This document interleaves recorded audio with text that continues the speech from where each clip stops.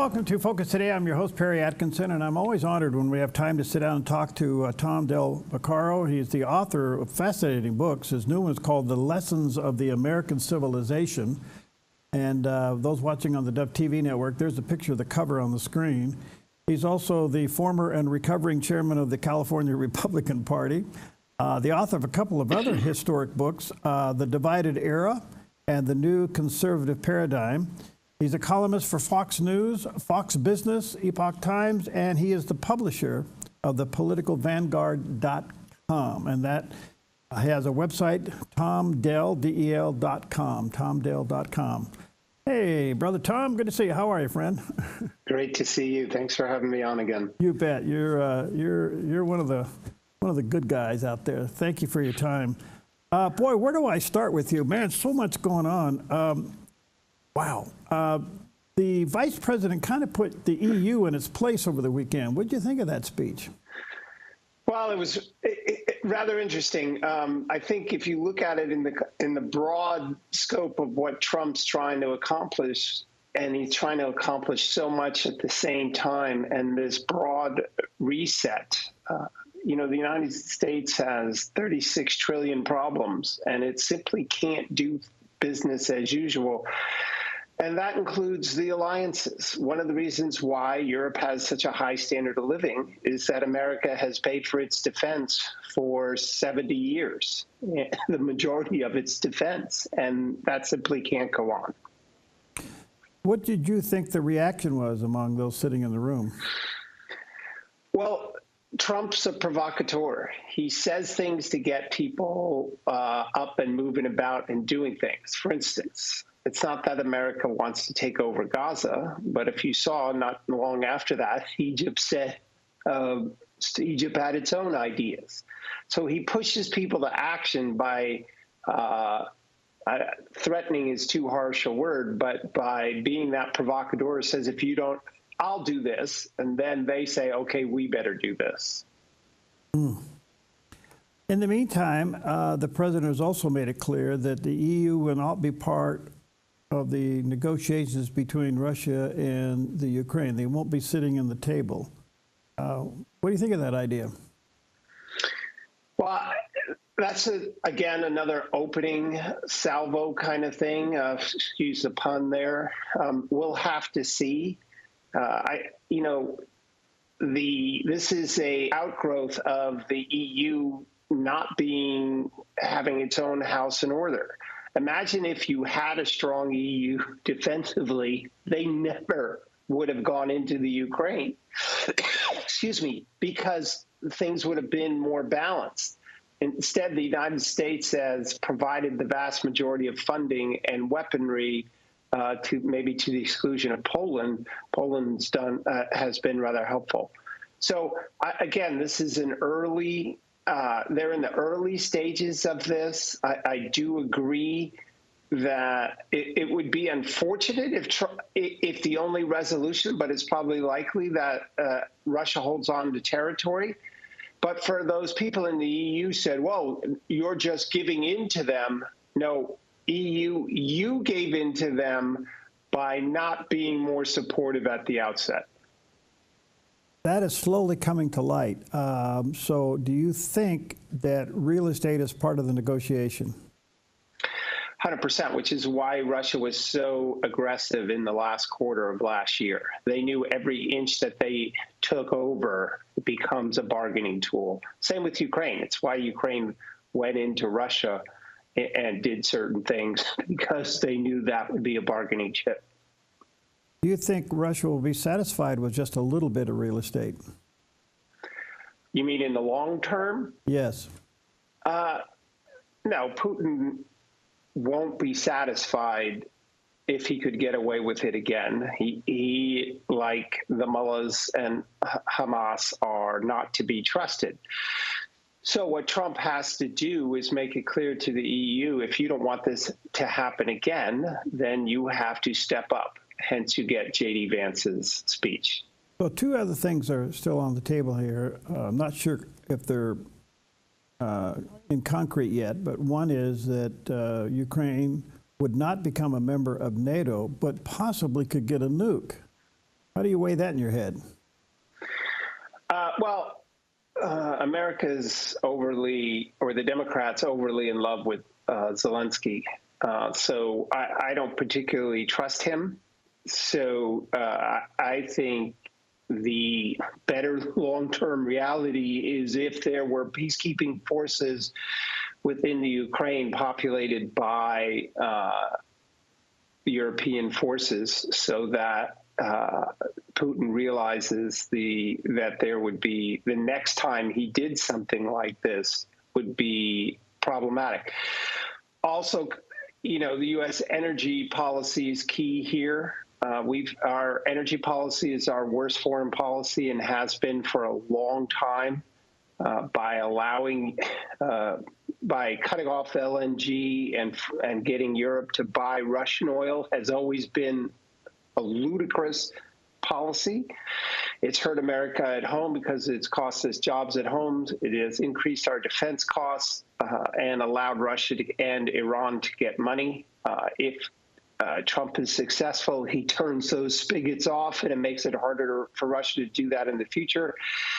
In the meantime, China, which we haven't mentioned yet, is teetering economically, and if they don't get Iranian oil, they will be less provocative as well. Do you have any idea why Ukraine couldn't become a member of NATO? Excuse me. Well, I think the short-term answer is that if we said they were going to become a member of NATO tomorrow, then there would be no resolution with Russia under the current paradigm. And the current paradigm is Russia is still being funded by the West. So just as the mullahs need to be defunded, Iran needs to. And so I'm not saying that would never happen in the future. They would likely be a better NATO partner than Turkey. But I think that negotiations would not go well as they're beginning in February of 2025 if that was immediately on the table. All right, that makes sense. That's an eye-opener for me. So initially, it needs to stay the way it is in order to make the deal. I get that. Just kind of jumping out of the box for a moment, you mentioned Turkey, and Turkey is a member of NATO. Do you think that's long-term, or do you think their days are numbered for being in NATO? Again, this all goes back to often foreign policy is very complex and difficult, but there is an easy solution to some of our problems here, and that is energy. And Turkey, the United States cannot trust Turkey 100%. We are at odds in the Middle East with respect to Syria and other groups in that area. We have been for a while. But I think Turkey is less provocative if the U.S. is the supplier of oil and Iran isn't. But I don't see NATO going back. Remember, the Europeans are not aggressive when it comes to foreign policy. Think of the pain that Tony Blair suffered at the hands of the voters in England when he was aggressive in foreign policy. So I don't see them wanting that particular outcome. So I think certainly in the short run, Turkey will still be there. Okay, makes sense. Just back to the Vice President's speech there at the EU. Do you think it was damaging to our relationship with Europe? They said that about Trump 1.0. And look, it may be damaging in the short run, but anybody sitting anywhere in the world who thinks that the United States can continue to pay the majority of that and that it's actually good policy for the EU not to pay for their own defense is just hasn't picked up a history book. It is a huge error in the technological age for the status quo to remain. And so it is uncomfortable for the Europeans. but they have been saved from much warfare over the last 100 years because of the United States, and it's just simply not going to be possible. For your viewers, historians refer to Europe as the violent continent, because the number of skirmishes and wars over the last 1,000 years is stunning. And Ukraine is just another example or another part of that. So many different peoples with ambitions living so close to each other. It'd be as if the half the United States were different countries. All those states were different countries with very different ambitions. And so Russia has a very different ambition than Germany, than Norway, than Ukraine. So it is still a very difficult area, despite what you would think people would call progress in humanity. At some levels, there isn't that progress, and the Europeans need to come to the fore and realize that the United States cannot fund this forever. Well said. In the meantime, coming back to more domestic issues, DOGE is uncovering and exposing financial mismanagement at a level that I think we knew it was bad, but do we know it is this bad? Yes. I don't know if you remember that last year, I'm pretty sure I said this on your show, that but I did say it repeatedly after the election, that the two biggest world dynamics in 2025 would be the DOGE and the potential fall of the mullahs. And certainly DOGE is proving that in U.S. Domestic politics. So a thought occurred to me over the weekend. Isn't it interesting that while the president for 4 years was being hammered the way he was, from lawfare to even bullets coming at his head, he's had 4 years to think about, if he was reelected, what he would do. And instead of going after the individual, he's using DOGE to go after the system. Pretty remarkable, don't you think? Yeah, absolutely. There's no question that being out of power for 4 years was a good thing, because he wouldn't have done this 4 years ago. I don't believe he just wouldn't have had that. Now, look, I talk about this in my book, The Lessons of the American Civilization. It's a law of history that power centralizes over time, and the other side of that coin is that people in power never want to give it up. And almost never. Washington gave it up. He's a rarity. Some Republicans understand the need to keep government limited.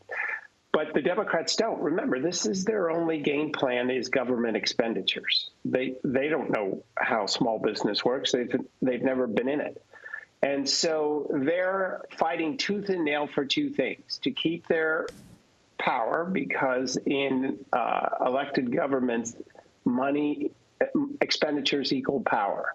The other thing is they have committed many violations of the law. They've gotten rich off the process. They have falsely labeled funding. They have sent money where it didn't. It was appropriated for one thing and became another. No one should believe that we did $50 million worth of condoms for Hamas. That was money that became used for another purpose, undoubtedly. And so they're not only wanting to hold on to their power base because it's all they know, funding, but they're also shielding themselves from potential legal actions because they were doing things inappropriately. But at the end of the day, again, I'm going to use this number, 36 trillion reasons why this can't go on. And the can't go on thing is 5 and 6 years this can't go on. So I am convinced they'll cut spending $1 trillion or more, and that's a good start. Were you surprised that USA aid was as corrupt as it is? You know, I say all the time, every big government is corrupt, and not necessarily everybody in it, and not necessarily the president or the vice president, but there's always this corruption. And part of that corruption is the massive overpaying for supplies or services that government undertakes. Government gets ripped off all the time.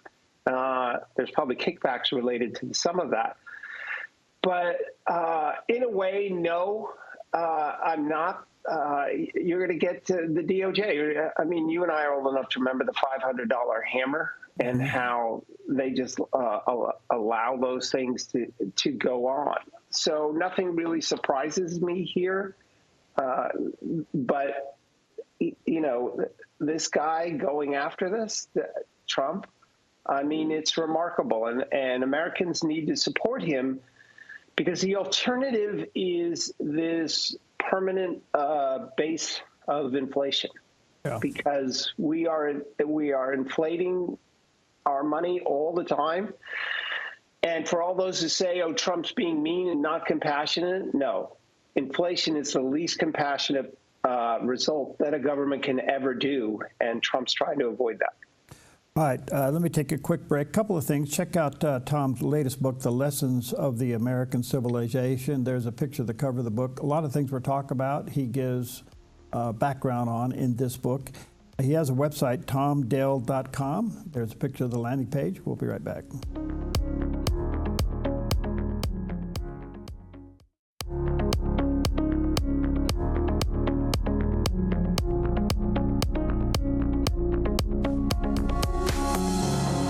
Okay, welcome back. Always a delight to have Tom Beccaro back with us today. His book is a fascinating read, and you may want to pick it up. It's called The Lessons of the American Civilization, and a lot we're talking about today. Tom gives the details here. He's also a Fox News contributor, Fox Business, and Epoch Times. He's also the publisher of the politicalvanguard.com. You can go there. He does have a personal website, tomdell.com. Tom, Perry, if I could for a moment, I had an interesting interview last week. Cardinal Timothy Dolan of New York interviewed me. I'll send you the link.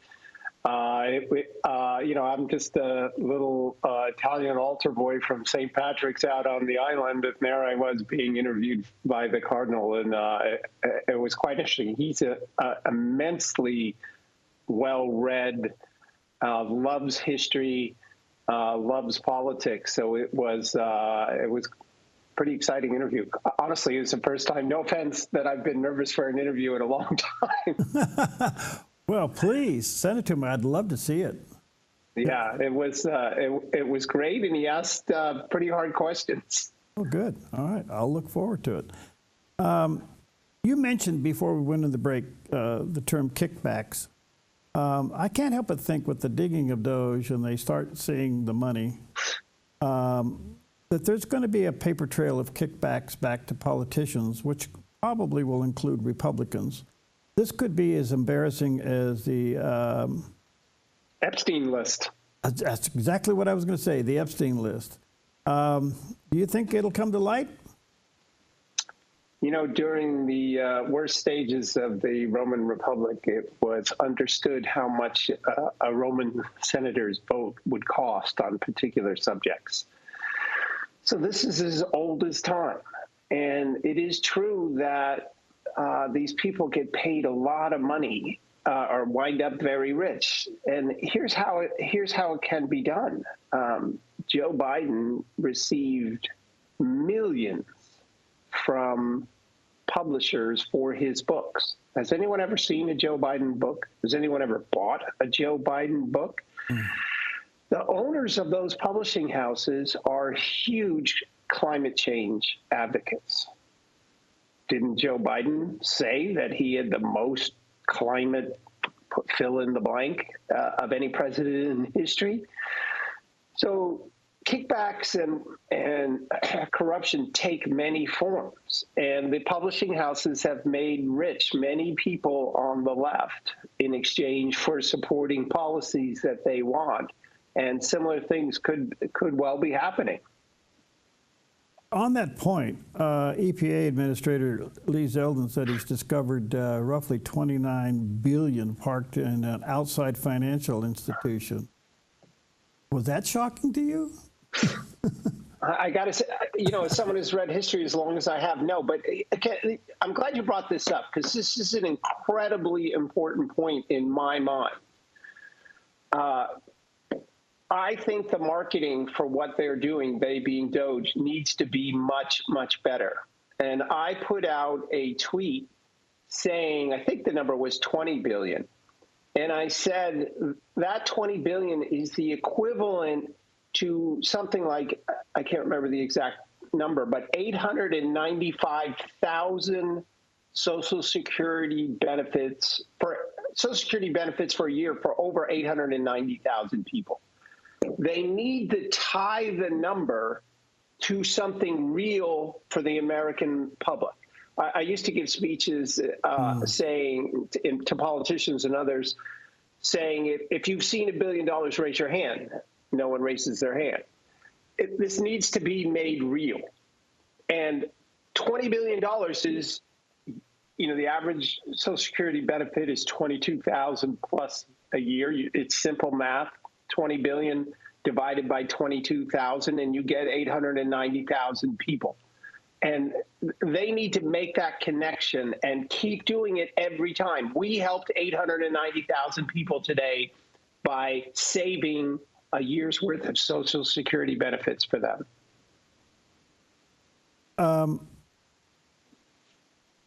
Is the Democratic Party imploding? Well, we can quibble about the definition of imploding. I describe them as becoming the Labor Party.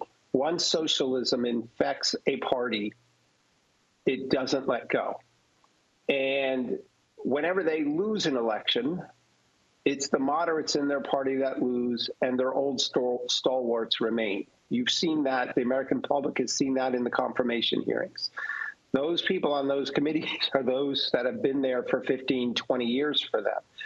Even their youngsters, our AOC and the like, and the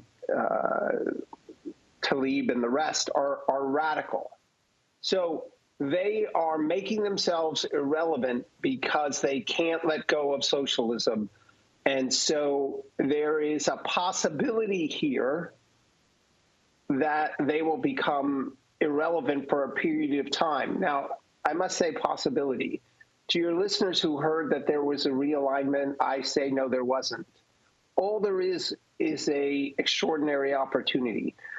Realignment goes from an election based on ideas, execution by a great leader, success, and then the next election.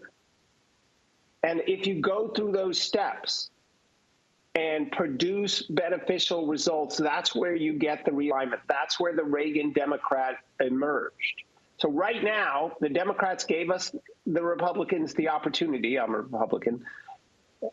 Trump is a great leader in what he's doing, but he still has to produce success. The Labor Party, as irrelevant as has been since Tony Blair went out, I bet you didn't expect to get two Tony Blairs in this discussion today. As successful as the conservatives were, and as relevant as the Labor Party was, the Labor Party's back in power because the conservatives stopped delivering. And the Democrat path back is if Republicans don't deliver. Well said. Well said. Great point. Great point. I'm just curious, coming back to Cardinal Dolan, why did he interview you? Oh, the book. Oh. He's fascinated by history, and so he talked to me about America and where we are. Of course, he talked about a number of subjects. He asked about my mother, who was recognized by Pope Benedict for her pro-life work, which I did not expect him to do, quite honestly, and it threw me off at the start of the interview. But we talked about the book, and we talked about America. If you don't mind, his question, which was very difficult the way he phrased it, but basically he asked, how is America the light to the world, but how do we remain humble and not haughty in that role?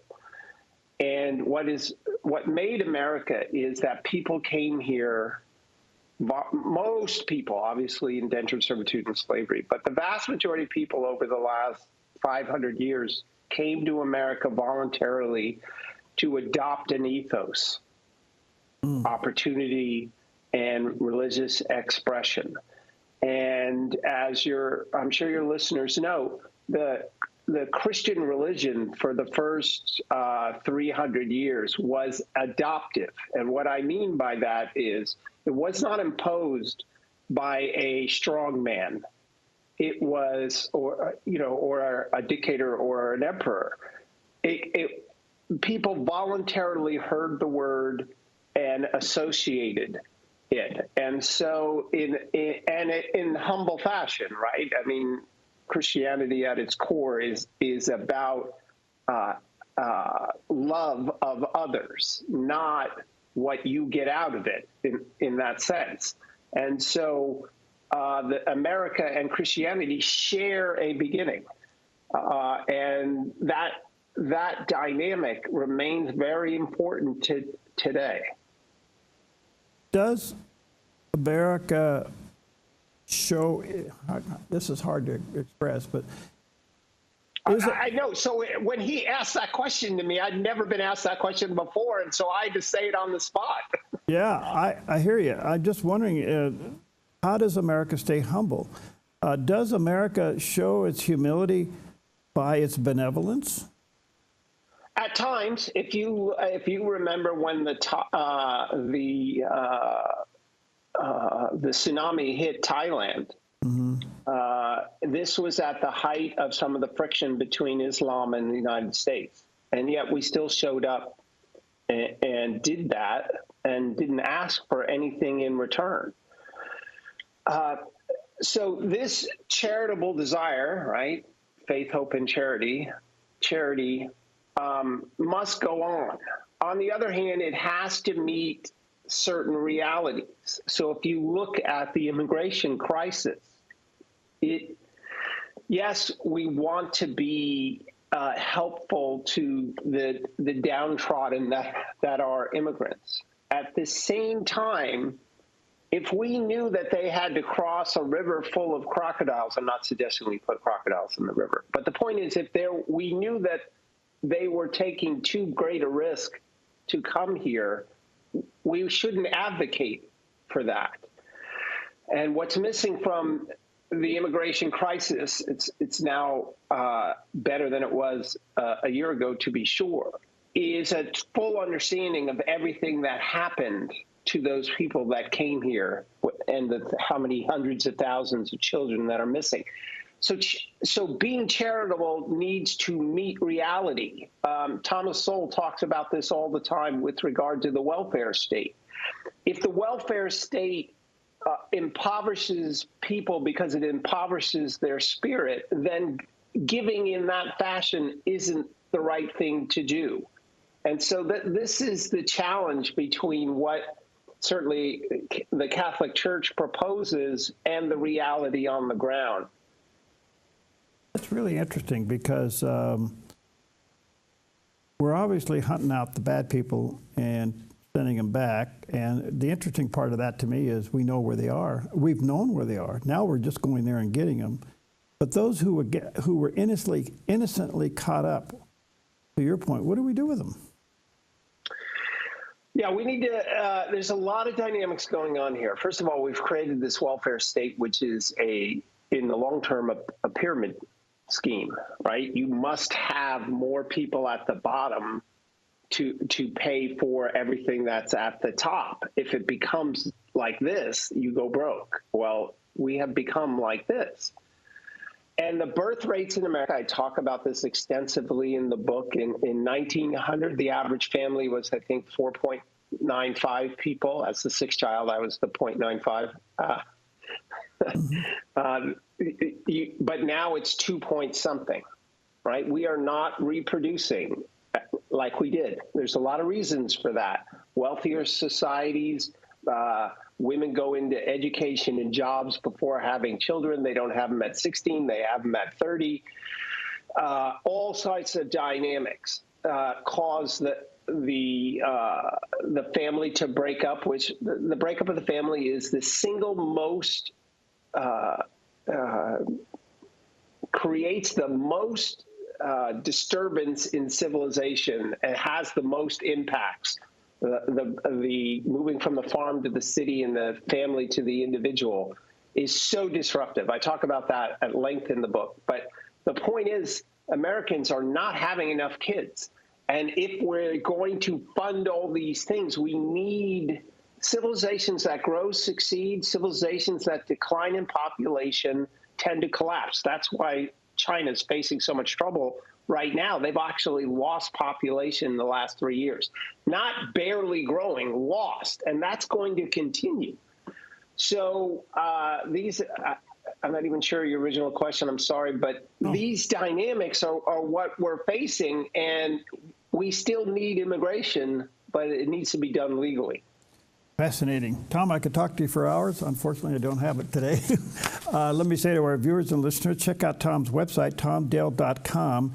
And the book that's sparking all of this is his latest book called The Lessons of the American Civilization. And there's a picture of the cover on the screen there. Get that online, Tom? Yep, absolutely. And I have a new podcast, Beccaro and Hook. And we had Reagan's biographer talking about Trump in our last episode. So that you saw when the picture was up there, you saw the black circle. That's it. Go there, and it's a fascinating, listening to Reagan biography is fascinating. Before him was Gordon Chang talking about China. We have some great guests. That's wonderful. All right, check that out. Oh, we didn't even get to China today. We'll get you back. Thank you, Tom. God bless you, friend. Stay doing what God called you to do.